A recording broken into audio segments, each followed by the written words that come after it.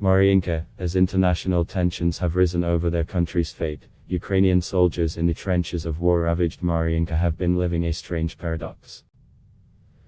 For even as fears have rocketed over a possible full-scale Russian invasion, they have seen a drop in the number of shells and bullets coming their way from Moscow-backed separatists.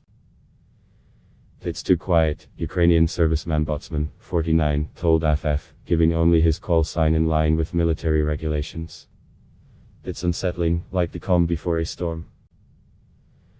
The West's attention is currently focused on the more than Russian troops parked on Ukraine's border, but Kyiv has been locked in a festering conflict with Moscow-backed rebels for almost 8 years. The violence along the eastern front line has ebbed and flowed at a relatively low intensity for a long time and, according to Botsman, recently subsided. Still, he said, on Monday alone his position came under fire from enemy mortars and rocket-propelled grenades.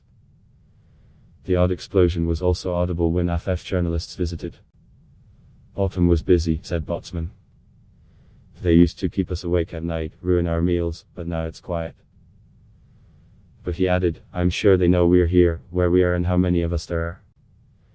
Hurried calls from home. Despite the increased tensions, not much had changed in practical terms for those stationed amid the snow-covered ruins of Maryinka, on the fringes of the separatist-held city Donetsk, said Botsman. "Our duties carry on as usual," he said, except that more mobile observation had been deployed to monitor enemy movements. But the dire warnings from Ukraine's Western allies of a possible conflict on a far greater scale, splashed across media worldwide, are fraying nerves. "In terms of morale, it's difficult," he said. "The calls coming from home were very disturbing. I have to reassure my relatives. Soldiers are doing what they can to cope with the tension." Sich, 39, has built himself a makeshift gym with barbells and rudimentary equipment in the bombed-out barn where he is stationed. He believes the warnings of a potential massive attack are part of an information war Russia is conducting against Ukraine.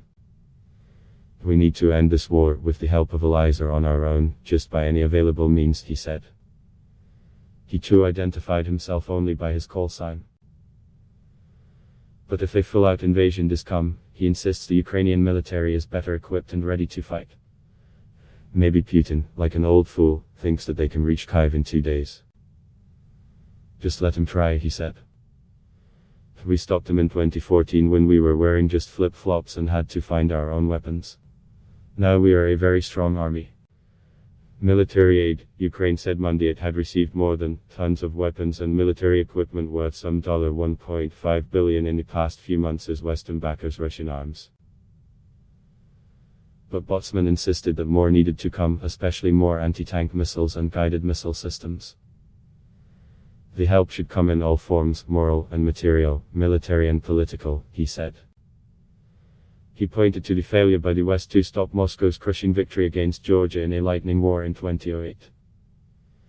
If, as was the case with Georgia, the West is just simply a consonant, then it all ends in tears. "I block test why?"